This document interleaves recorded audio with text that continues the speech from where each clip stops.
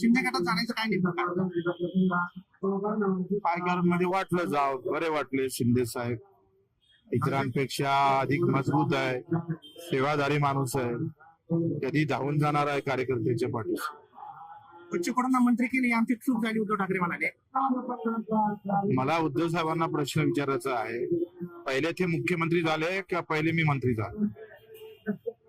आम्ही त्यांना घरी जाऊन पाठिंबा दिला हे ते विसरले. तुम्ही सांगा, आमच्याकडे 2 आमदार होते, माझ्या विरोधात शिवसेनेचा उमेदवार होता, ते माझ्या विरोधात प्रचार करायला आले, तरी सुद्धा शिंदे साहेबांनी आम्हाला कॉल केला, त्यांनी बोलावलं, उद्धव साहेबांची भेट घालून दिली आणि शिंदे साहेबांनी सांगितलं का आपल्याला इकडेच राहायचंय. त्यावेळेस बीजेपी, काँग्रेस, राष्ट्रवादी सगळे आमचे पाठिंबा मागत होते. तेव्हा उद्धव साहेब असे म्हणायचे का तुम्ही अपक्षाने जर मला बाजूने उभं केलं तर माझी मुख्यमंत्र्याची जी पद आहे तेव्हा मजबूत होऊ शकतं. तर आमचे शिवसेनेचे आणि तुमचे अपक्ष जाऊन भिडले तर माझी संख्या मोठी होतं आणि आमची दावेदारी वाढतं.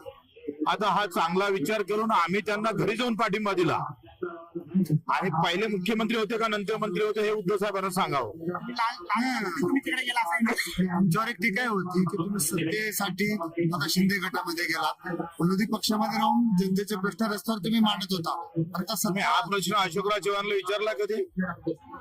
2 वेळा ते मुख्यमंत्री होते तरी सुद्धा ते बीजेपी गेले, त्याला तुम्ही प्रश्न विचारत नाही. मोठा आहे म्हणून का?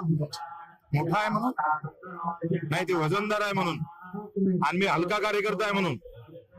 हे प्रश्न इतरांना विचारा ना तुम्ही. तुम्हाला इतर पार्टीकडून ऑफर होते असं तुम्ही बोलला मला. हा बरोबर आहे, त्यावेळेस तर सगळ्यांचेच फोन चालू होते ना. शरद पवार साहेबांच्याकडून, राष्ट्रवादीकडून आम्हाला फोन होत आहे, काँग्रेसकडून होत आहे, भाजपाकडून होत आहे. तरी आम्ही उद्धव साहेब मूळचा शिवसैनिक असल्यामुळं उद्धव साहेब मुख्यमंत्री झाले पाहिजे शिंदे साहेबांचा आग्रह होता आणि आम्ही पाठिंबा दिला त्यांना. गुवाहाटीला तुम्ही सर्वात अगोदर गेलात आणि तेव्हा त्यांनी कबूल केलं होतं का तुम्ही जर आम्हाला मुख्यमंत्रीसाठी उभे राहिले तर आम्ही तुम्हाला राज्यमंत्री करू, मंत्री करू. आता त्यांनी हेडगावकरला राज्यमंत्री केलं अपक्षाला, शंकरराव गळकांना अपक्षांना मंत्री केलं. म्हणजेच अपक्षाची गरज होती हे उद्धवराव विसरले का वाटते? परभणीत इंधनासाठी 7 बार मागितला जातोय शेतकऱ्यांना. त्या असं होत असेल तर आंदोलन करू, त्याच्यामध्ये सुधारणा करावी. नाही झालं तर या व्यवस्थेच्या विरोधात आम्ही आंदोलन करू.